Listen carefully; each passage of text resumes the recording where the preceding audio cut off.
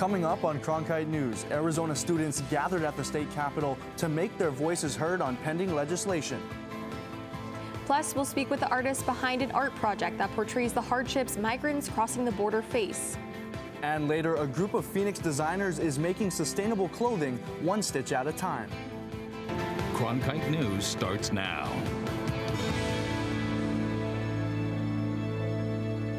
Good evening and welcome to Cronkite News on Arizona PBS. I'm Kotzer Almadova. And I'm Stona Meadows. Thank you for joining us. The Arizona Students Association hosted its 41st annual lobby event at the Capitol today. Mackenzie Allen Sharmley met with the college students who say they are hoping legislators listen to their concerns. The students from public universities across the state came to the Capitol to lobby their lawmakers. And while they each had specific legislation they were for and against, they all wanted to have a voice in the conversation about their future. Students from all over Arizona gathered at the state capitol.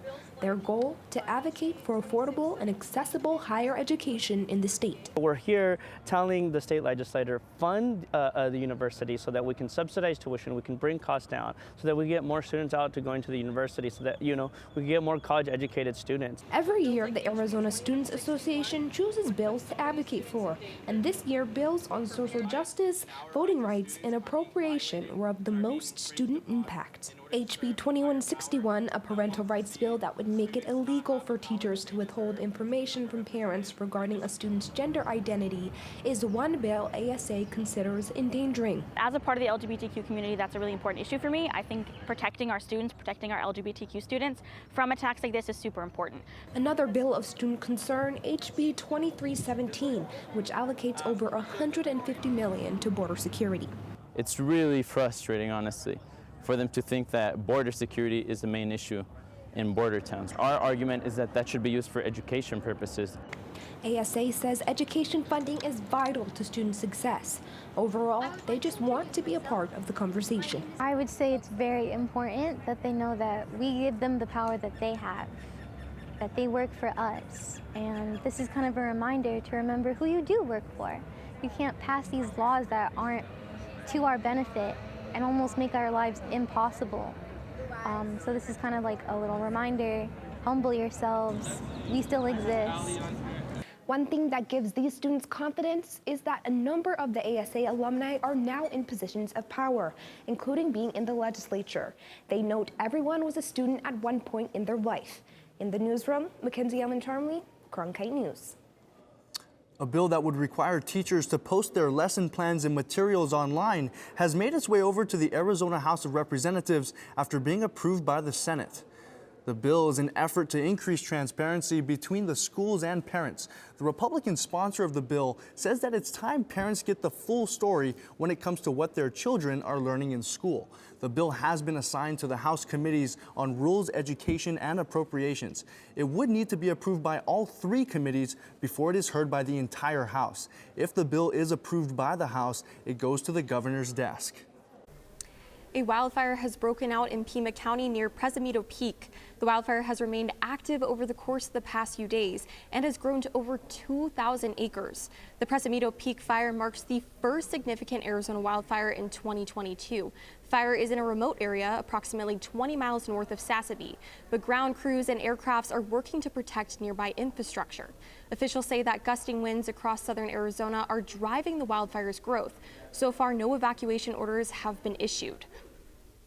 The Presamito wildfire has spurred officials to put a red flag warning in effect for today. Cronkite News reporter Evan Liss is in the Weather Center to break down today's warning.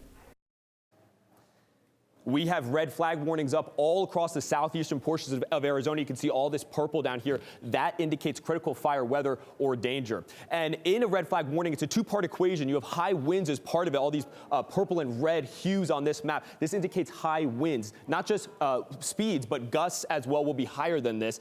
The second part of the equation is the extreme bone dry conditions, especially in the eastern parts of Arizona. You can see all this brown.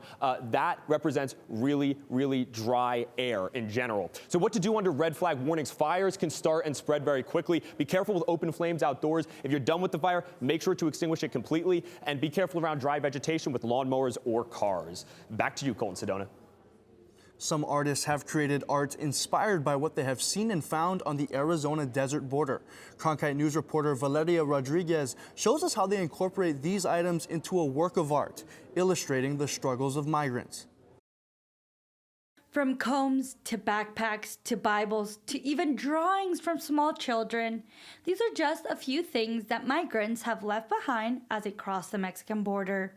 What the eye doesn't see doesn't move the heart. And these visual representations of loss of lives are really compelling. Founder of the Migrant Quilt Project, Jody Epson, has come together with many volunteers to create 20 quilts from remaindings found in the desert. We hope that when people come and see the quilts, that they will be moved to take action. Each of the quilts lists the names of those that died since 2000, and the word desconocido is used for those unidentified persons' remains. Many people leave behind very personal things, like a simple photograph, and even a diary that count how many days they have been in the desert, like this one where they counted a total of 7 days. It's like their personality comes through, even though you don't know this person. I mean, just by their choice of whether it's the jacket that they brought with them, the belt. These art projects are created to portray the hardship migrants go through in the hopes for a better life. I really want people to see that these are human beings. They have families, aunts, uncles, cousins, mothers, fathers, nieces, nephews, that these are real people. They're not a statistic. People are just searching for a better way of life, and they're people, just like you and me. For the first time, all 20 of the migrant art quilts will be on display at the Arizona History Museum in Tucson, Arizona until February 2023. Coming up after the break, fashion without the pollution. We'll see how Arizona designers are conserving water without compromising their style next. And tomorrow we have a storm system moving through Arizona with impacts you're going to want to know about for our lower deserts and the high terrain. I'll have the latest in weather.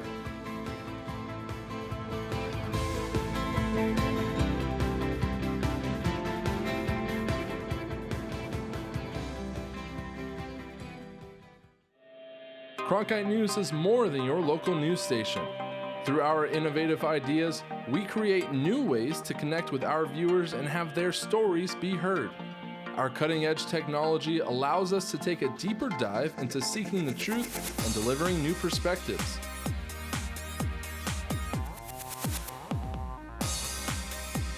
Stay up to date on top Arizona stories anytime on TikTok, Twitter, and Facebook at Cronkite News.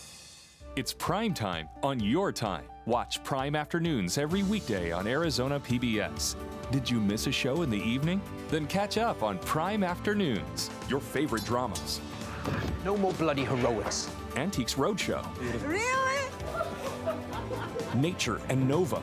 It's time to reintroduce some wonder into this miracle of nature. All of the best from PBS on Prime Afternoons. Weekdays starting at 1:30, only on Arizona PBS.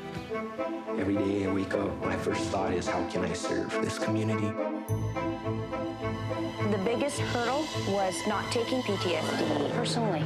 Would you welcome, please, the amazing. Everybody that watches this, they say that I am the greatest that they've ever seen.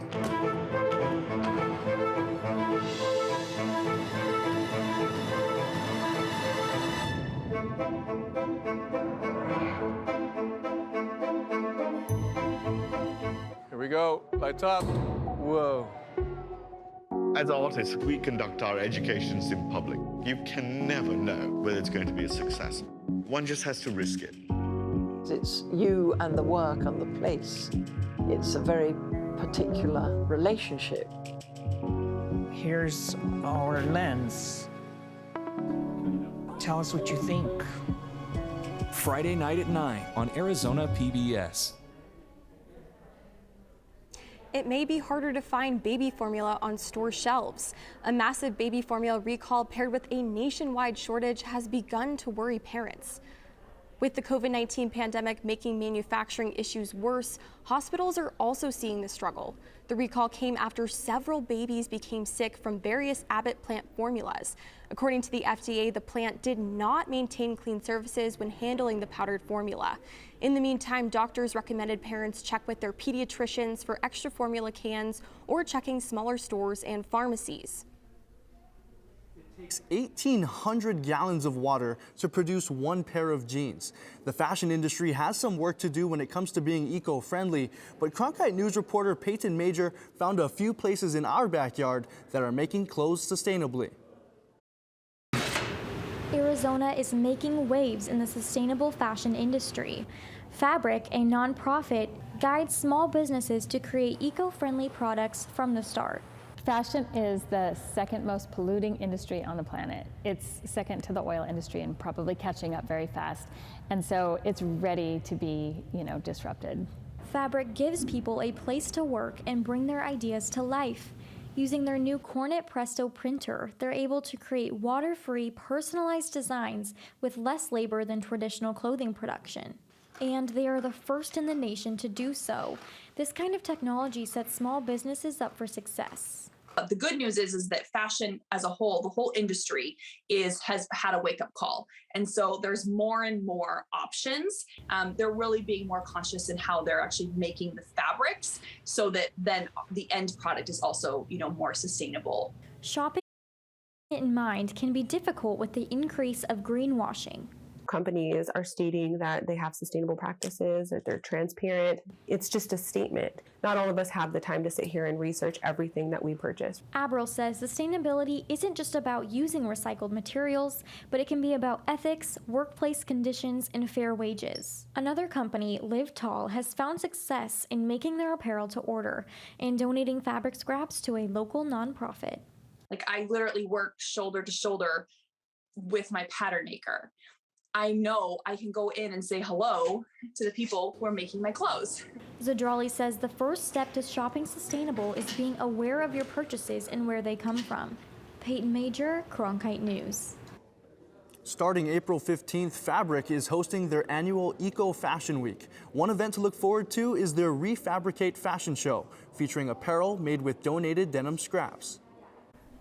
You may start to see some thunderstorms this week here in the valley. Evan Liss is in the Weather Center to tell us more about what to expect. We have a fairly unsettled week in terms of weather on tap for the Valley of the Sun. A Pacific storm system affecting much of the West Coast, including our area. Rain will be possible for the lower deserts and snow for the higher terrain. Behind the storm system, we have much cooler temperatures compared to the upper 90s that we had last weekend. So taking a look at the big picture here, that's that big Pacific coastal storm system I was talking about. It's affecting California right now. Going into Tuesday tomorrow, that's our storm impact day in Arizona. And then that starts to move out pretty quickly after Tuesday. High pressure, not the strongest high pressure we've ever had, will start to re-affect the area, clearing out our skies and pushing up our temperatures a fair amount after that storm system moves out. Looking much closer to high resolution futurecast here, you can start to see 12 a.m. into early Tuesday morning. That's when you see widespread showers affecting the lower deserts. Snow begins in the higher terrain here. Then going into the afternoon, this is really where you want to pay attention. Even though a lot of this green in terms of widespread precipitation on the lower desert starts to fade, once you get the sun and the heat involved in this storm system, that's when you can have strong thunderstorm cells build where there are warmer conditions, and that's where you want to pay attention tomorrow. We have wet and heavy snow affecting the high terrain and some sleet as well. So looking at the storm impacts for the lower deserts and the high terrain, what exactly you need to pay attention to here. We have showers and thunderstorms, as I said, for the lower deserts. Heavy rain and small hail are possible with the stronger thunderstorm cells that may develop during the afternoon tomorrow. Gusty winds are going to be flowing around the storm system in general and with those stronger cells. The folks up in the mountains, we have snow showers and thunderstorms possible, snow 6,500 feet and up, and snow totals of 1 to 4 inches possible. And again, it's going to be a wet and heavy melty snow, so not great for people on the slopes, unfortunately. Tomorrow, Tuesday, that's our storm impact day, a high of 66. Temperatures go down after that. By Thursday, they start to rebound to normal. Sunday, we have a hotter one up on tap, 88 degrees, and we head back around average for the start of next week. For now, I'm Evan Liss in the Cronkite News Weather Center. I'm Ashley Engel. Coming up after the break, I'll have your Cronkite Sports Report. When we come back, we tell you who ASU women's basketball has picked as their new head coach. Don't go away.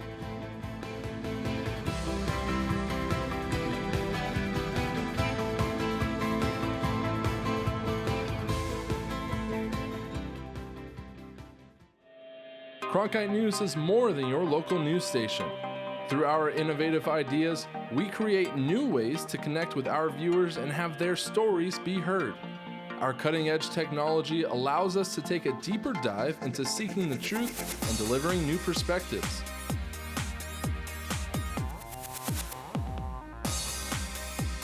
Stay up to date on top Arizona stories anytime on TikTok, Twitter, and Facebook at Cronkite News. It's prime time on your time. Watch Prime Afternoons every weekday on Arizona PBS. Did you miss a show in the evening? Then catch up on Prime Afternoons, your favorite dramas. No more bloody heroics. Antiques Roadshow. Really? Nature and Nova. It's time to reintroduce some wonder into this miracle of nature. All of the best from PBS on Prime Afternoons. Weekdays starting at 1:30, only on Arizona PBS. Every day I wake up, my first thought is, how can I serve this community? The biggest hurdle was not taking PTSD personally. Would you welcome, please, the amazing. Everybody that watches this, they say that I am the greatest that they've ever seen.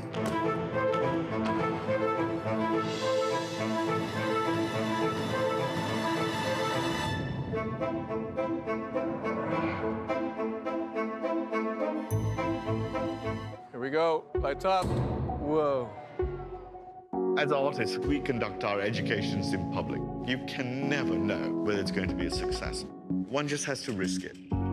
It's you and the work and the place. It's a very particular relationship. Here's our lens. Tell us what you think. Friday night at 9 on Arizona PBS.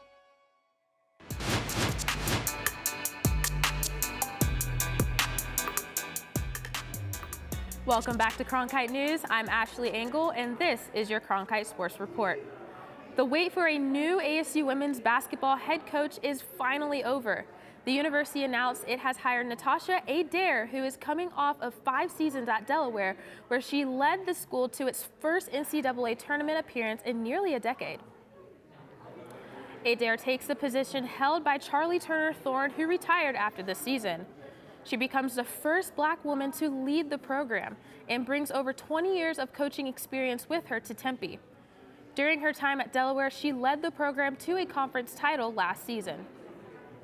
I knew right away, once I left, that this was the place that I needed to be. The alignment, the vision, President Crow, just the innovation, Ray, the national brand.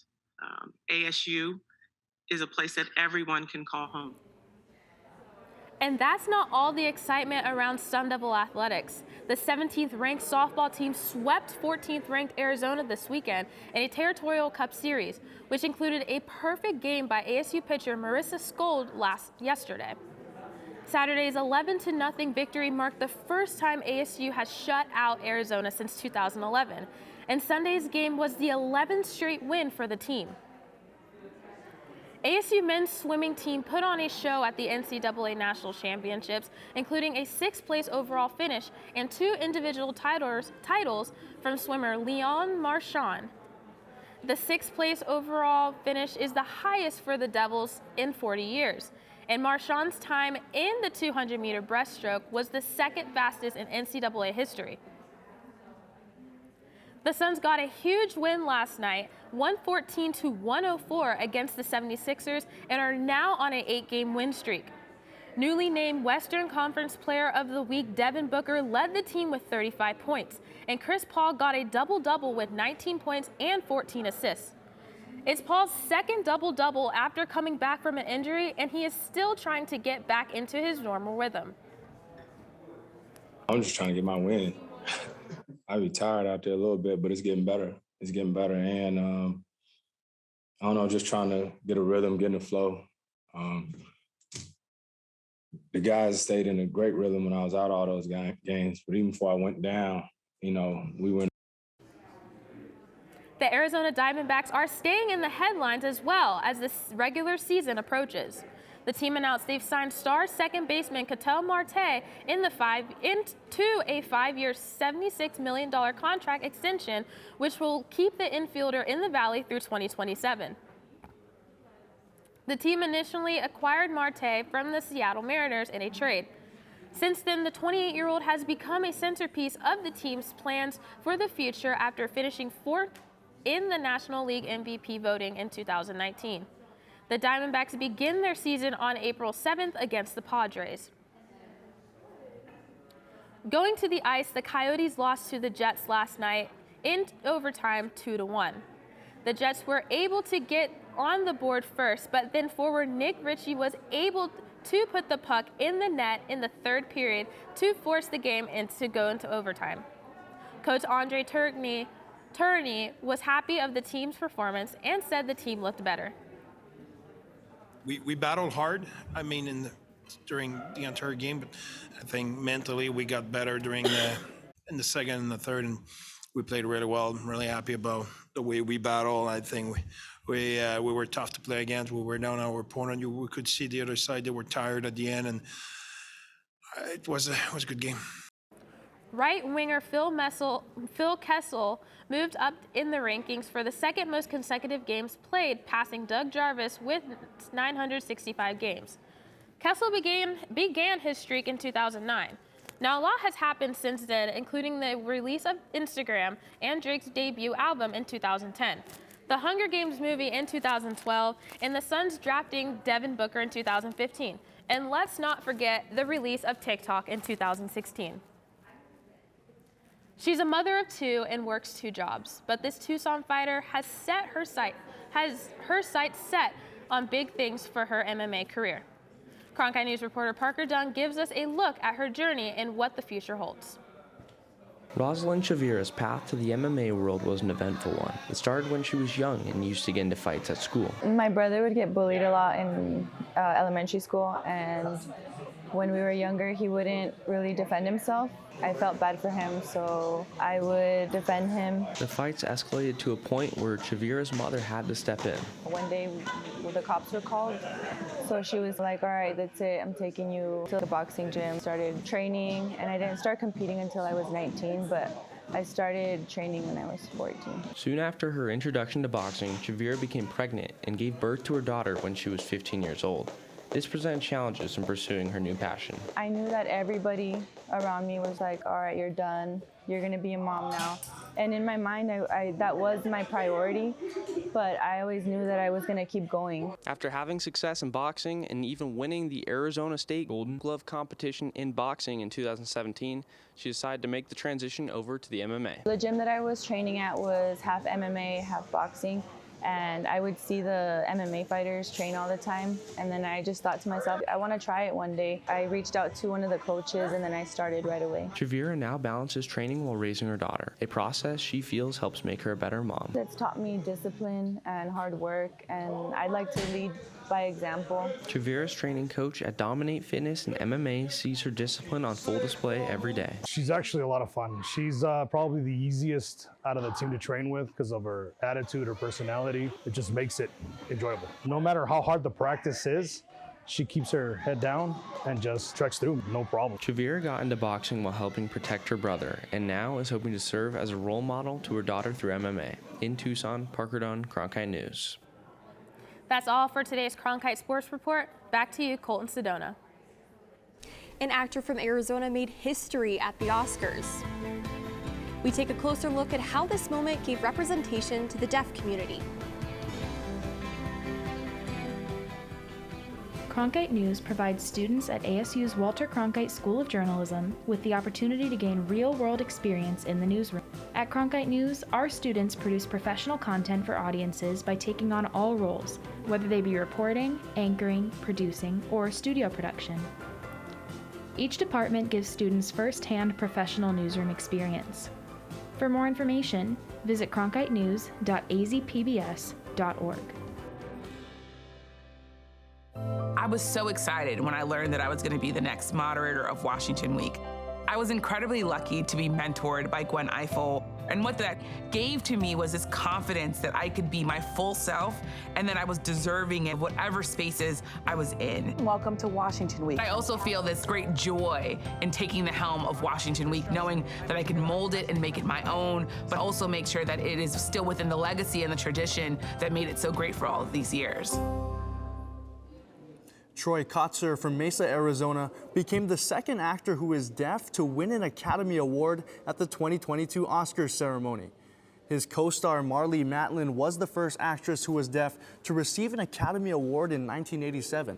Kotzer won the Oscar for the Best Supporting Actor for his performance in Coda, a film about an only hearing member of a deaf family who struggles between family obligations and her love for music. During his speech, Kotzer dedicated his award to the deaf community. I just wanted to say that this is dedicated to the deaf community, the CODA community, and the disabled community. This is our moment. Kotzer also thanked his dad in his speech, who was paralyzed in a car accident and was no longer able to sign, and he called him his hero. That's it for Cronkite News tonight. Thanks for joining us. For top Arizona stories anytime, go to cronkitenews.azpbs.org.